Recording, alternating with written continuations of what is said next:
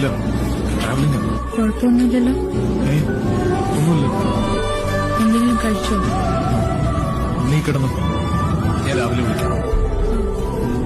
உனக்கே உயிரானே என்னாலும் என்னை நீ மறவாதே. நீ இல்லாமல் எது நிம்மதி, நீதான் என்றும் என் சந்நிதி.